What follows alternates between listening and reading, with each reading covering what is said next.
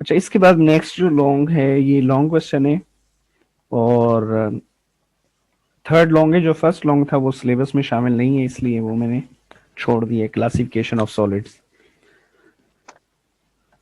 अच्छा, इसका लॉन्ग कैसे आएगा? इसमें कहा जाता है कि स्ट्रेस स्ट्रेन कर्व ड्रा करें, ठीक है, और आल्सो डिफाइन डक्टाइल मटेरियल्स और ब्रिटल मटेरियल।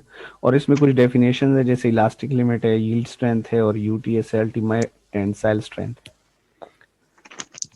तो देखिए अब इसको हम कैसे करेंगे। इसको करने के लिए हम सबसे पहले ना एक ऑपरेटर सेट कर लेते हैं, फिर हमें इसकी समझ आएगी।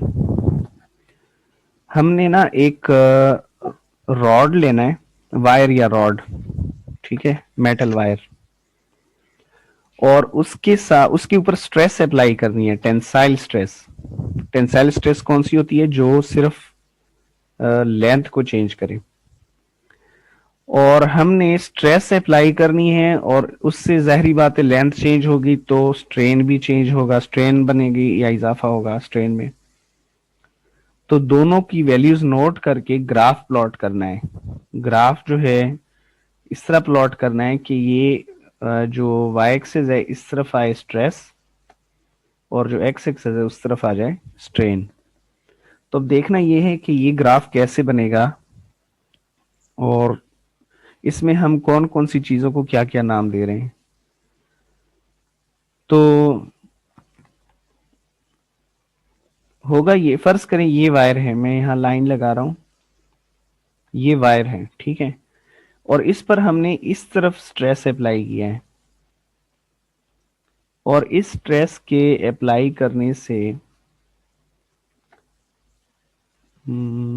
इस स्ट्रेस के अप्लाई करने से इसकी लेंथ में इजाफा हो रहा है, यानी इसमें स्ट्रेन पैदा हो रहा है, ठीक है। तो स्ट्रेन और स्ट्रेस का आपने ग्राफ प्लॉट करना है। अच्छा, जब हमने ग्राफ बाद में आएगा। अब देखिए जब हम स्ट्रेस अप्लाई करते हैं और स्ट्रेन नोट करते हैं तो ये पता चलता है हमें कि शुरू में स्ट्रेस और स्ट्रेन डायरेक्टली प्रोपोर्शनल रहते हैं, ठीक है। यानी हम जितनी स्ट्रेस बढ़ाते जाएंगे उतनी ही स्ट्रेन बढ़ती जाएगी। यानी शुरू में लाइन बिल्कुल ऐसे स्ट्रेट जाएगी, क्योंकि ये शुरू में डायरेक्टली प्रोपोर्शनल होते हैं। जितने गुना स्ट्रेस बढ़ेगी उतने ही गुना स्ट्रेन भी बढ़ती है, इनकी रेशो कांस्टेंट रहती है, ठीक है। अच्छा, अब यहाँ पे हम ये जो स्टार्ट में जितनी देर ये आपस में डायरेक्टली प्रोपोर्शनल रहते हैं, इसको कहते हैं रीजन ऑफ प्रोपोर्शनैलिटी। ये सिर्फ थोड़ी देर के लिए प्रोपोर्शनल रहते हैं, लेकिन अगर आप स्ट्रेस मजीद बढ़ाएंगे तो फिर इनकी प्रोपोर्शनैलिटी खत्म हो जाती है, ठीक है। हर बॉडी की, हर मेटल की, डिफरेंट मेटल्स की एक खास लिमिट है जिसमें वो स्ट्रेस और स्ट्रेन प्रोपोर्शनल रह सकते हैं, लेकिन उसके आगे ये प्रोपोर्शनल नहीं रह सकते। तो ये जो आपको ग्राफ नजर आ रहा है इसमें पॉइंट है, जहां से ग्राफ शुरू हो रहा है वो है ओ, और जो पॉइंट आपको ए नजर आ रहा है यहां तक आप देखिए लाइन बिल्कुल स्ट्रेट है। तो स्ट्रेट लाइन का मतलब ये है कि यहां तक ये आपस में प्रोपोर्शनल है। तो ये जो पॉइंट ए है इसके बाद प्रोपोर्शनैलिटी खत्म हो जाती है, ये जो पॉइंट है।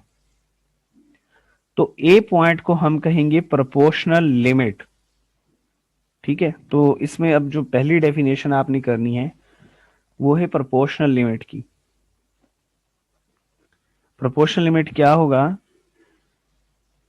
उस पॉइंट को प्रोपोर्शनल लिमिट कहते हैं जिस पॉइंट तक स्ट्रेस और स्ट्रेन आपस में प्रोपोर्शनल रहते हैं। अगर आप इसको क्रॉस करेंगे यानी स्ट्रेस की वैल्यू इससे बढ़ा देंगे तो फिर स्ट्रेन और स्ट्रेस प्रोपोर्शनल नहीं रहेंगे, यानी वो स्ट्रेट लाइन नहीं बनेगी उसकी वैल्यू, ठीक है। तो अब देखिए इसकी जो डेफिनेशन है वो यहां लिखी हुई है। The greatest stress that a material can endure without losing straight line proportionality between stress and strain, ठीक है। यानी ज्यादा से ज्यादा स्ट्रेस जो मटेरियल बर्दाश्त कर सकता है बगैर स्ट्रेट लाइन प्रोपोर्शनैलिटी लॉस किए, यानी उसमें स्ट्रेट लाइन प्रोपोर्शनैलिटी भी रहे और वो स्ट्रेस भी उस पर लगी रहे, तो इसको हम कहते हैं, जो ज्यादा से ज्यादा स्ट्रेस है उसको हम कहेंगे प्रोपोर्शनल लिमिट। ठीक है, तो सिंपल वर्ड्स में क्या होता है प्रोपोर्शनल लिमिट, कि जहां तक स्ट्रेस और स्ट्रेन आपस में डायरेक्टली प्रोपोर्शनल रहते हैं। लेकिन इसके आगे क्या होगा, अच्छा इसमें हुक्स ला, इस रेंज में हुक्स ला एप्लीकेबल होता है, जिसमें हमने पीछे पढ़ा है कि stress is directly proportional to strain. ठीक है, तो ये प्रोपोर्शनल लिमिट कहलाती है जहां तक ये हुक्स ला अप्लाई हो सकता है। अच्छा, इसके आगे अगर आप इस एक को क्रॉस कर जाएंगे तो उसके बाद फिर स्ट्रेस बढ़ाने से स्ट्रेन मजीद बढ़ेगी, लेकिन प्रोपोर्शनल नहीं रहेंगे। ठीक है, लेकिन बी पॉइंट तक प्रोपोर्शनल तो नहीं रहेंगे, लेकिन बी पॉइंट में एक खास बात यह है कि बी पॉइंट तक अगर आप स्ट्रेस बढ़ा दें, ठीक है, तो उस पॉइंट पर आप स्ट्रेस अगर खत्म कर दें तो बॉडी वापस अपनी ओरिजिनल शेप में आ सकती है। यानी ओ से बी तक वो रेंज है जिसमें अगर आप स्ट्रेस लगाए रखें और खत्म करें तो बॉडी वापस ओरिजिनल शेप में आ जाती है। अगर आप बी पॉइंट से आगे बढ़ा दें, मजीद स्ट्रेस बढ़ा दें, तो बॉडी परमानेंट डिफॉर्म हो जाती है, फिर वो वापस ओरिजिनल शेप में नहीं आएगी। ठीक है, मैं दोबारा आपको इस बी पॉइंट की बता देता हूं। बी पॉइंट वो पॉइंट है कि जहां तक अगर आप स्ट्रेस बढ़ाएंगे तो वहां तक किसी भी जगह पर अगर आप स्ट्रेस खत्म कर दें, यानी फोर्स मतलब आपने स्प्रिंग को खींचा हुआ है, तो बी पॉइंट स्प्रिंग का वो पॉइंट होगा जितनी देर आप बी पॉइंट तक अगर आप उसको खींच के छोड़ दें तो स्प्रिंग वापस चला जाता है अपनी ओरिजिनल शेप में। लेकिन अगर आप बी पॉइंट को क्रॉस कर जाएं तो स्प्रिंग की जो कॉइल्स होती है ना, वो परमानेंट डिफॉर्म हो जाएंगी और स्प्रिंग वापस नहीं जाएगा अपनी ओरिजिनल शेप में, उसकी लंबाई में इजाफा हो जाएगा और वो खराब हो जाएगा। तो जो बी पॉइंट है ना, इसको कहते हैं इलास्टिक लिमिट। ठीक है, इलास्टिक लिमिट का मतलब है कि जहां तक बॉडी वापस आ सकती है। तो अब देखें इसकी क्या डेफिनेशन है। From B, stress and strain are not proportional, but nevertheless the load is removed at any point between O and B.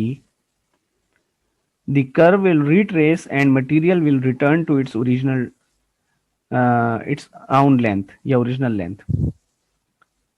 यानी ए से बी के दरमियान डायरेक्टली प्रोपोर्शनल नहीं रहते स्ट्रेस और स्ट्रेन, लेकिन अगर आप इस पर स्ट्रेस खत्म कर दें तो बॉडी वापस अपनी ओरिजिनल शेप में आ जाएगी। उसका जो ग्राफ है वो वापस उसी लाइन के ऊपर रिट्रेस होगा जहां से आपने ऊपर लेके गए थे ग्राफ को। ठीक है, मैं इस रिट्रेस की मैं वजाहत कर देता हूं कि इसका क्या मतलब है। ये देखिए, मैं ग्राफ प्लॉट कर रहा हूं। मैं स्ट्रेस बढ़ाता गया, यहाँ ए पॉइंट आ गया, मैंने और बढ़ाई स्ट्रेस, ये बी पॉइंट आ गया। अब अगर मैं स्ट्रेस कम कर दूं ना, तो स्ट्रेन भी उसी रेशो से कम होगी और ग्राफ के पॉइंट्स उसी लाइन के ऊपर दोबारा आएंगे जहां से मैंने इसको फॉरवर्ड डायरेक्शन में लेके गया था। मतलब मैं जितना स्ट्रेस कम करूंगा उसी रेशो से स्ट्रेन वापस कम होगी। इसको कहते हैं रीट्रेस, कि वापस उसी के ऊपर हम आ रहे हैं लाइन के ऊपर अगर हम स्ट्रेस कम कर दें। लेकिन अगर आप बी पॉइंट को क्रॉस कर जाएंगे ना, फिर ऐसा नहीं हो सकेगा, रीट्रेस नहीं होगी। ठीक है, फिर चेंज हो जाएगा, बॉडी परमानेंट डिफॉर्म हो जाएगी। इसके बाद नेक्स्ट है यील्ड पॉइंट। यील्ड पॉइंट कहते हैं कि जो आखिरी पॉइंट था जहां पर बॉडी वापस आ सकती है स्ट्रेस का, उसको हम यील्ड पॉइंट कहेंगे। यानी जो पॉइंट बी था ना ग्राफ में, इसको यील्ड पॉइंट कहेंगे। इसको जो स्ट्रेस की वैल्यू है उसको इलास्टिक लिमिट कहते हैं, जितनी भी स्ट्रेस होगी 50 है 100 है, लेकिन जो पॉइंट है उसको हम कहेंगे यील्ड पॉइंट।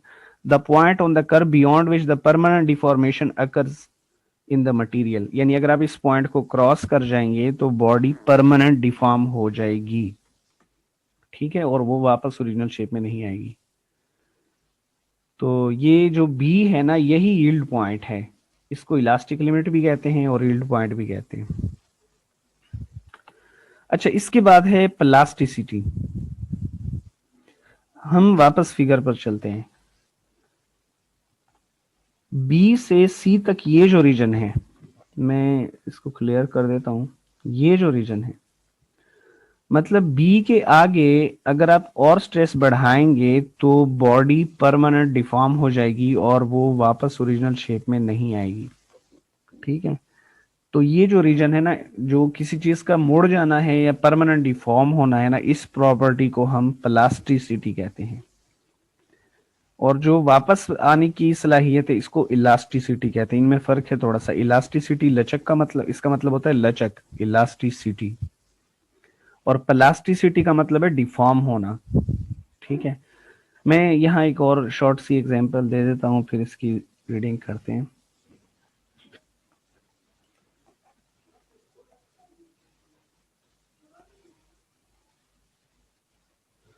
मसलन ये रॉड है, ठीक है कोई, और आपने इस पर हल्की सी फोर्स लगाई, स्टील का रॉड है, तो यहां तक रॉड बेंड हो गया, लेकिन जब आप छोड़ेंगे ये वापस चला जाएगा।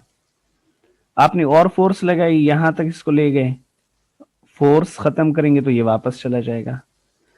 लेकिन अगर आप बी पॉइंट को क्रॉस कर जाएंगे और ज्यादा फोर्स लगा देंगे, तो फिर ये रॉड जब यहां आ जाएगा तो ये वापस नहीं जाएगा, ये इसी तरह टेढ़ा रह जाएगा ऐसे, ये वापस नहीं जाएगा।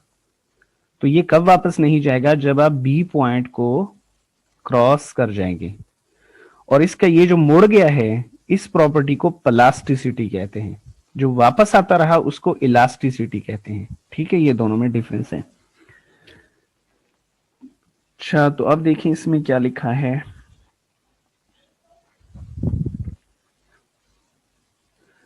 The stress is increased beyond the yield stress or elastic limit of material. The specimen becomes permanently changed and does not reach original shape or dimension after the stress is removed. This kind of behavior is called plasticity. अच्छा, इसके बाद है ultimate tensile stress. ठीक है, ultimate tensile stress कहते हैं कि ज्यादा, अब देखें वो मटेरियल बैंड हो गया था, ठीक है, जो मैंने रॉड की एग्जांपल दी। अच्छा, बैंड होने की भी लिमिट है। आप बैंड करते जाएं, एक टाइम आ जाएगा कि वो मजीद बैंड नहीं होगा और वो टूटना शुरू हो जाएगा। ठीक है, तो टूटने से पहले तक उसमें जो ज्यादा से ज्यादा स्ट्रेस वो बर्दाश्त कर सकता है ना, उसको हम अल्टीमेट टेंसाइल स्ट्रेस कहेंगे। यानी वो जो वायर बैंड हुई थी, मैंने आपको एग्जांपल में दी थी, फर्ज करें ये है, ये वायर है और आपने इसको इतना बैंड कर दिया, लेकिन फिलहाल ये टूटा नहीं यहां से। लेकिन अगर आप इसको और बैंड करेंगे यूं, तो यहाँ एक टाइम आएगा कि यहाँ फ्रैक्चर पड़ जाएगा।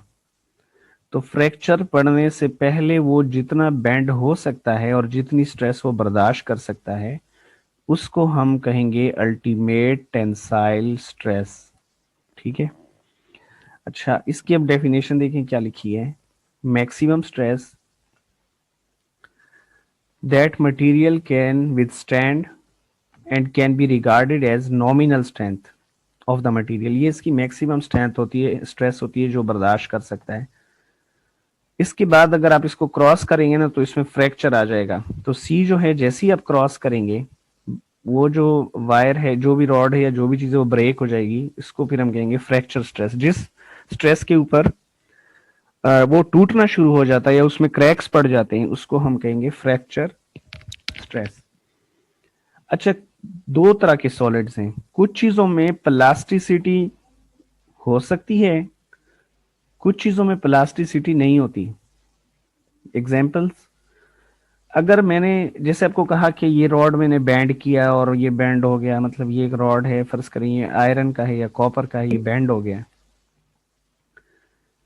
अगर ये रॉड, दूसरा जो रॉड मैं ले रहा हूं ये ग्लास का है, ठीक है, शीशे का रॉड है, इस पे मैंने फोर्स लगाई, ये बैंड हुआ, लेकिन जब छोड़ा तो वापस चला गया। फिर और फोर्स लगाई, फिर छोड़ा, फिर वापस चला गया। तो ये फर्ज करें इसका हम बी पॉइंट तक पहुंच गए हैं। अब जैसे ही मैं बी पॉइंट को क्रॉस करूंगा तो ये टूट जाएगा फौरन, ये शीशे का रॉड। ये बैंड नहीं होगा जैसे आपने स्टील या जैसे आपने आयरन का या कॉपर का रॉड बैंड किया था। जितनी देर इसमें लचक है, लेकिन जैसे ही आप लचक वाली इलास्टिक लिमिट को क्रॉस करेंगे तो फौरन ये टूट जाएगा, इसमें प्लास्टिसिटी नहीं होती। तो ऐसे मटेरियल्स जिनमें प्लास्टिसिटी नहीं होती उनको हम कहते हैं ब्रिटल मटेरियल्स। ठीक है, ब्रिटल सब्सटेंसेस। और जिनमें प्लास्टिसिटी होती है, जो बैंड्स हो सकते हैं, उनको हम कहते हैं डक्टाइल सब्सटेंसेस। इसकी एग्जांपल्स यहाँ दी हुई है। ठीक है, हाई कार्बन स्टील, यानी वो बैंड, ये जो ब्रिटल चीजें हैं ना, ये बैंड नहीं होती, ये टूट जाती हैं। ये जो ग्राफ है, ये जो आपको इस ग्राफ में येलो रीजन नजर आ रहा है, ये रीजन सिर्फ डक्टाइल सब्सटेंसेस में बनता है। यानी बी और सी के दरमियान जो रीजन है ना, ये रीजन ऑफ प्लास्टिसिटी है, यानी मोड़ने की सलाहियत। ये ब्रिटल सब्सटेंसेस में नहीं बनता। ब्रिटल सब्सटेंसेस में कोई भी चीज बैंड नहीं होती, वो डायरेक्ट टूट जाती है। यानी बी के बाद डायरेक्ट सी आता है, ये दरमियान में जगह नहीं बचती हमारे पास।